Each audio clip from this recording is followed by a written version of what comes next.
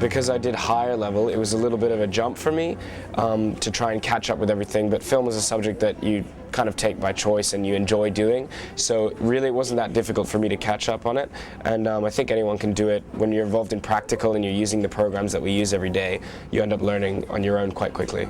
I think it was an advantage doing GCSE Media Studies because I gathered up a lot of experience from it, and the courses aren't that different. It's just this time it's more focused on film rather than media in general. I think it was an advantage that I did GCSE Media Studies because I learned a lot about analysing film, and you get used to it after lots of practice, and you learn a lot of media terminology which becomes useful to you.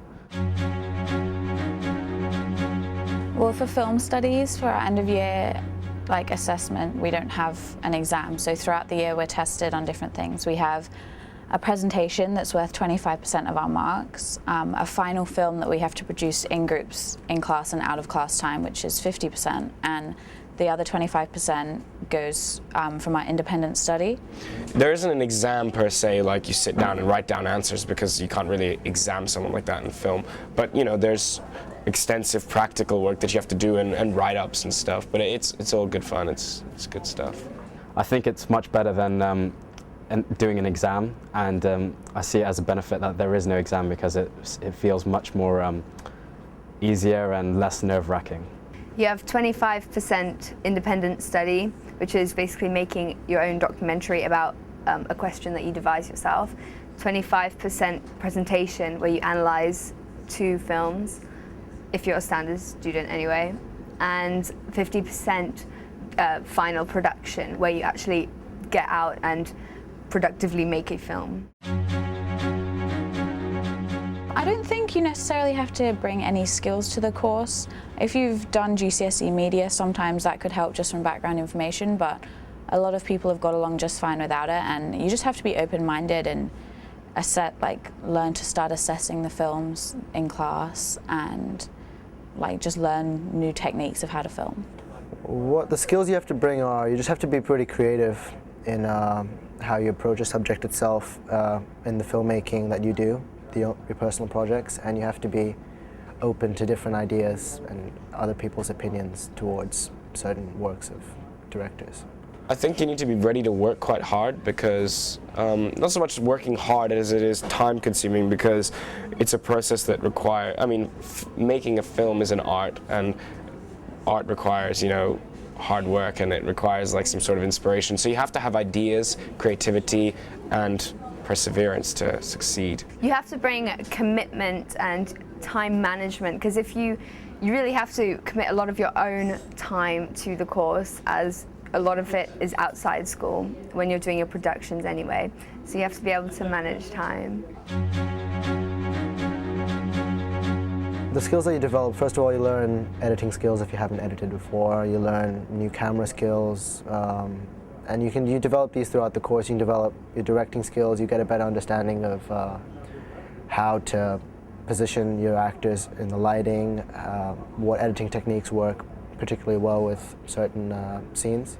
I think you definitely develop throughout the course the skill to analyse film without thinking about it. As soon as I started the course, I now always think about what the director was thinking or why everything is put into the mise-en-scene of a shot, and I never used to do that before, and I think it's good because instead of just sitting back and watching a movie, you can be interested in why everything's happening. I developed presentation skills, speaking in front of a class about the film extract, as well as using Final Cut. In the course, you generally develop group working skills, how to work with other people and coordinate your time properly. Time management is another thing you'll learn. Programs, how to use Final Cut Pro, Final Cut Express, video editing, video capturing, using the camera and all the gear. It's good fun.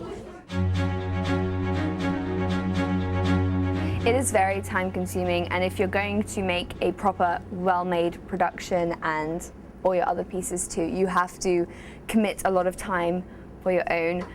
And so I actually find it quite a struggle fitting all my work in. with film on top.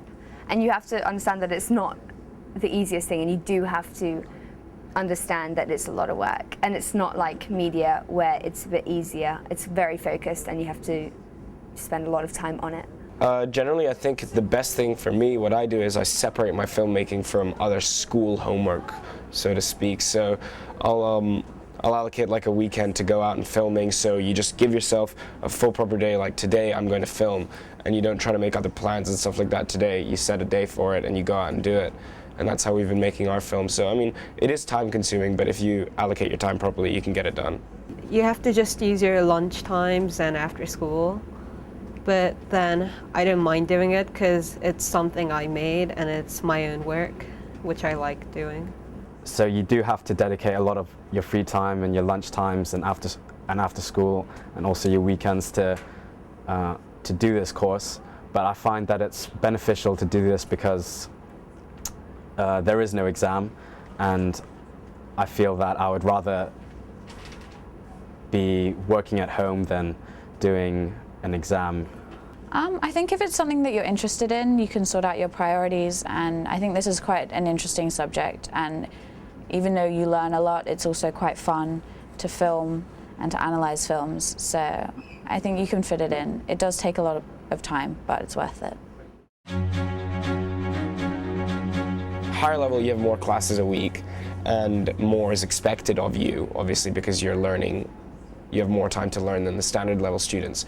But they're both pretty challenging courses because with higher, you're expected to know more, but with standard, you have less time to learn what is expected of you in that subject. So both are quite challenging, but I mean, higher is just, obviously, it's just the same stuff, but a little bit extended.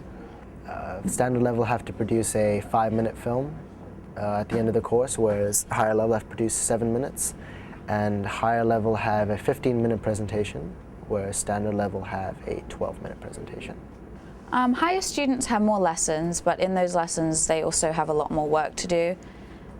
Each presentation that we're required to do for higher, we have to do a few more minutes than the standard students, and also in our final film we have to make a trailer, whereas the standard students don't. So in our group we make a group film, but we all have to make our own trailer for it.